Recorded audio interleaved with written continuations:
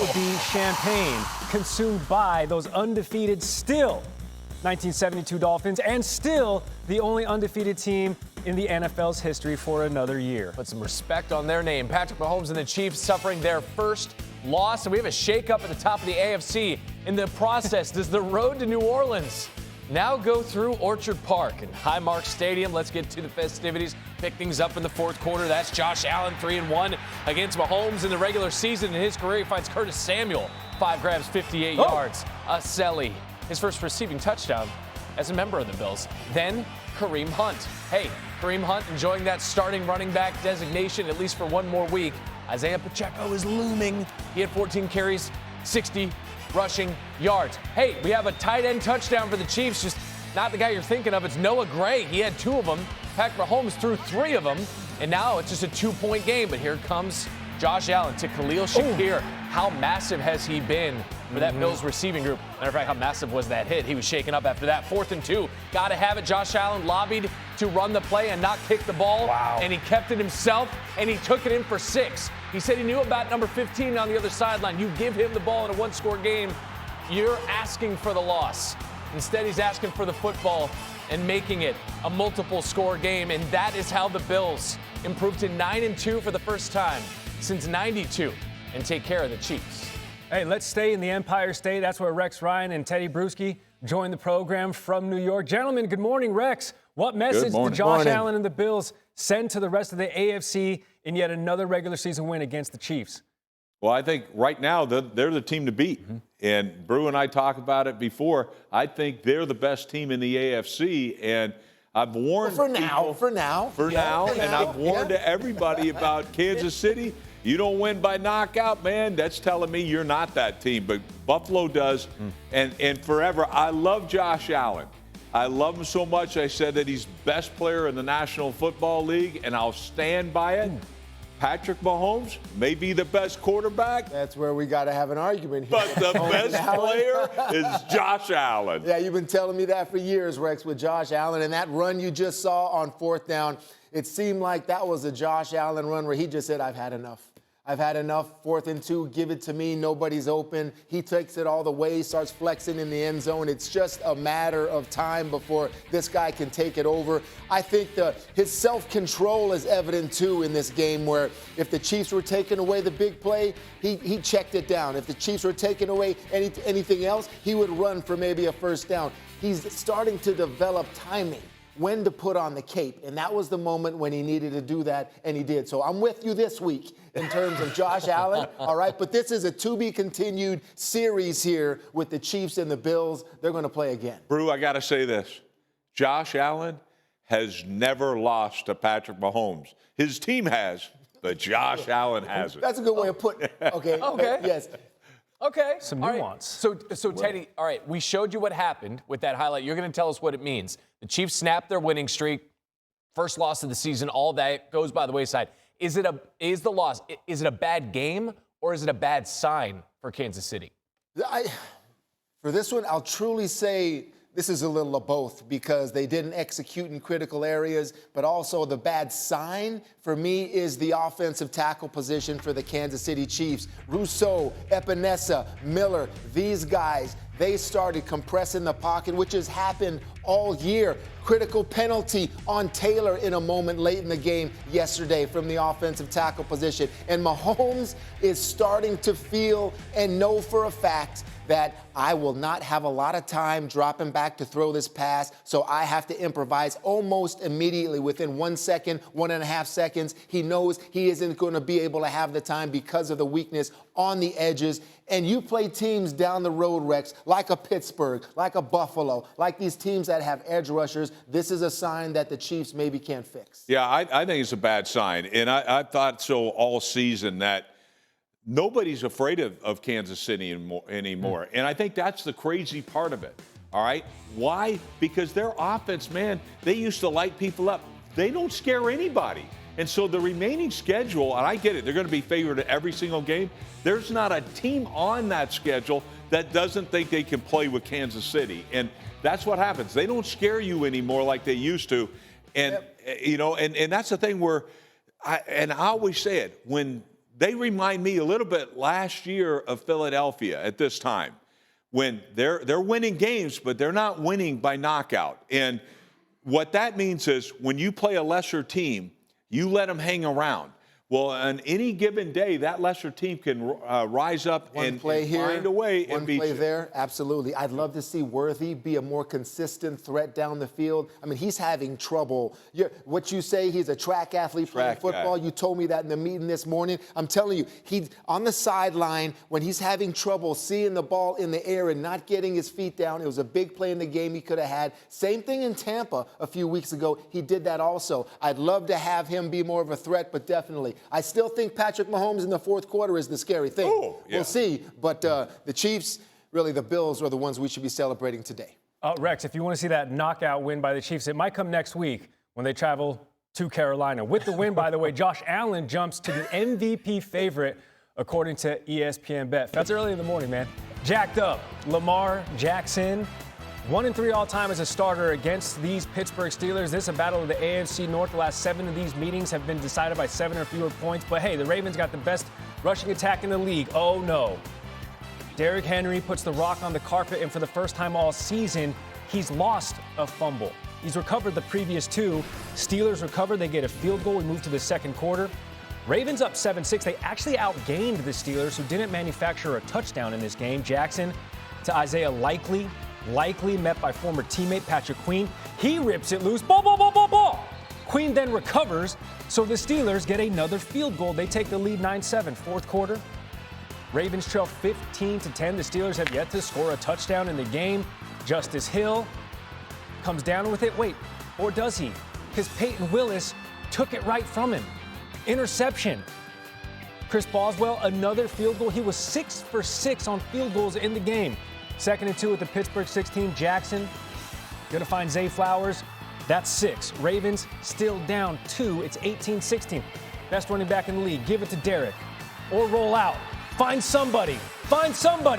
He found nobody. Did Jackson. 2-point conversion fails. Steelers win again against this Lamar Jackson's-led Ravens team. All right, Rex Ryan's back with us on SportsCenter. Coach, Lamar falls to 1-4 against Pittsburgh, but how did the Ravens make things a little easier for the Steelers to slow them down yesterday? I think they forgot that Derrick Henry's on their team. I get it, 1 fumble, but he had 13 carries. Derrick Henry should have carried the ball at least 25 times in this game. I thought he could be the difference, and instead they just forget about him. And look, we've seen this team do the same thing in the AFC Championship game last year when they stopped running the football. This is what this game should have featured. It should have featured Derrick Henry at least 25 carries. And I said it before the game, so I'm not just saying it after the fact that, look, Pittsburgh has their number. They know how to bottle up Lamar Jackson for the most part. And to me, when I saw Derrick Henry not on the field on a 2-point play, you got to be sitting back like Mike Tomlin had to be like, really? Thank you. I know it's going to be Lamar Jackson here. So to me, I don't understand it sometimes. And Baltimore, man, you just got yourself to blame. I agree with Lamar Jackson. 12 penalties in this game. You don't have Derrick Henry as the main feature in this game plan. I just don't understand it. Okay, how about Mike Tomlin, though? His Steelers are 8-2 in a talented AFC as a conference. We already saw the Bills, already saw the Chiefs. Are you buying Pittsburgh as legit Super Bowl contenders? I'm not buying them as Super Bowl contenders, but clearly right now, I mean, they got a great chance of running this thing out and getting into the playoffs, and anything can happen. But, no, I think Buffalo's clearly head and shoulders above this football team, and I think Kansas City is as well. So, no, but they're a matchup problem for Baltimore. We know that. Look, I thought Baltimore was the best team in the AFC, but Pittsburgh beats them. And styles make fights. The most physical team always wins in that Ravens-Steeler rivalry game. And to me, Pittsburgh was the more physical. They're the ones pulling out the ball. They're forcing fumbles. They're doing all kinds of things. So to me, yeah, it's ugly, but Pittsburgh wins. And Mike Tomlin doesn't mind it being ugly.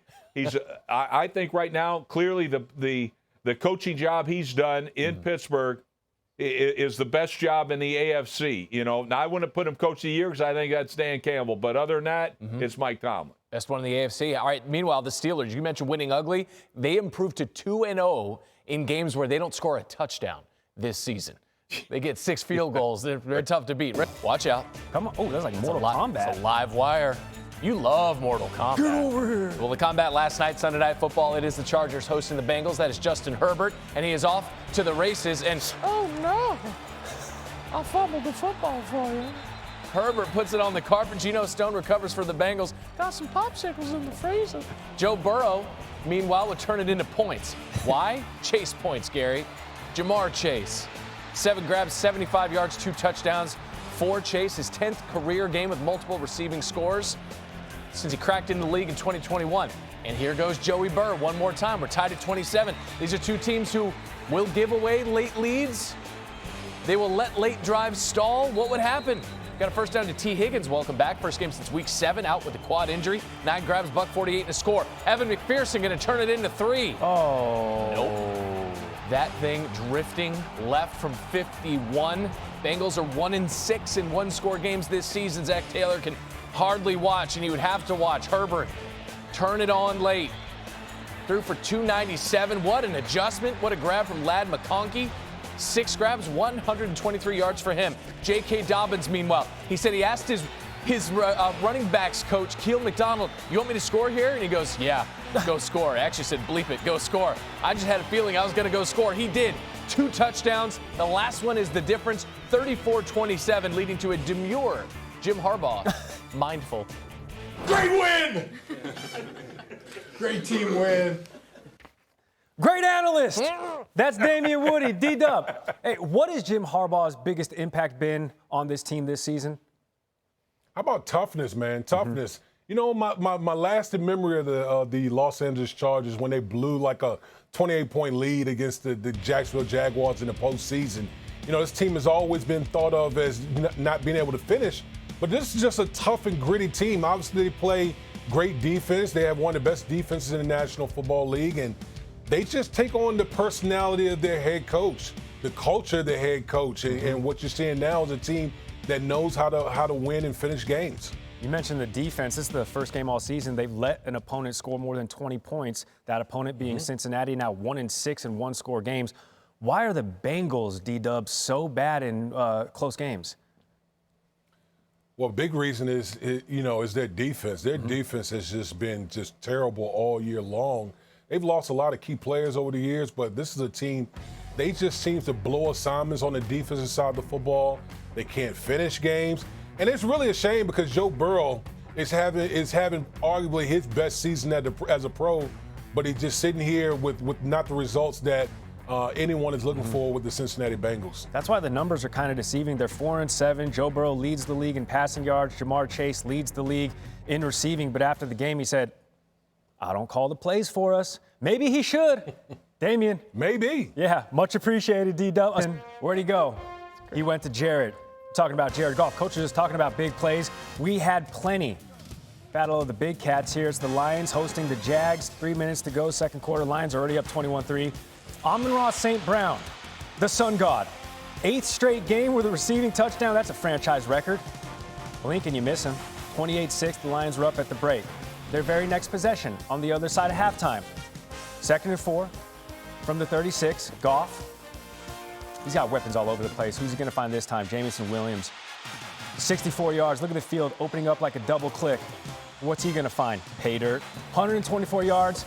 Goes Marshawn to break the threshold. 1 touchdown. Lions up 35-6. Their next offensive possession. 1st and goal. Jags 5. Goff. More free time than your unemployed friend who always wants to go out to eat. Like, dude, you don't have a job. Why do you always want to go out? Brock Wright in the end zone. 42-6. Their next offensive possession. The Lions are now the first team since the 2007 Pats to score a TD on their first 7 possessions of a game. They win this one. It was snug. 52-6. Jared Goff had 5 incompletions, 412 yards through the air, 4 touchdowns. And that is why Coach Herm Edwards is here to ask this question, or be asked this question. I've been on this planet 37 years. This is the first time I get to ask it in sincerity. Is it a disappointment if the Lions don't get to the Super Bowl this season? Absolutely. Wow. If you didn't know it was the Lions, sure, and you was just watching a football team play, and you took the logo off the helmet and you just watched them play, you'd go, that's the best team. Sure. You say the Lions, and you go, oh, no, it's the Lions. They're growling. They have all their teeth in their mouth. They are growling. And they travel. They got a team that can travel. They can play inside in domes. Sure. They can play outside on the grass. It doesn't matter where they go. Yeah. They just play football. They'll take the fight to you. And they lost their best defensive player in Adrian Hutchinson. Look, so this is a team that they get it. They know where they're at right now. And you said it doesn't matter that it was the Jags. 52 points in the NFL is 52 points. I thought I was watching a college game. They had 40 first downs. 38 first downs. Almost 600 yards of football. No, over 600. You know how hard that is to do? Yeah. This is the National Football League. Come on. Right? Yeah. This is not the NCAA football. This is the National Football League. And we're not talking Super Bowl for this next team, by the way. Detroit, a 24% chance to win the Super Bowl, according to ESPN projections. That's the best of any team. Let's stay in the division. More bad news for the already bad news-ridden Bears, making a change at the offensive coordinator spot earlier in the week, trying to jumpstart this stalled offense. They got close against the Packers, a team they've lost 10 straight to. Now you can make it 11. Packers, they won. Chicago got close, scored their first touchdown since week 8, Coach. It's week 11 and only lost by 1. Yesterday you said it. The first thing you were going to do if you're trying to get Caleb Williams back on track is get the ball out quick. 2.4 seconds, that's the fastest this season. Signs of hope for the rookie quarterback? Chicago Bear fans, let me tell you this. It's going down barrel on you. You have a quarterback in Caleb Williams. I know he didn't win yesterday. I get all that. But this is your quarterback. And I thought yesterday he took a big step. Yeah. As a quarterback in the National Football League. He did not win the game. Yeah. I get it.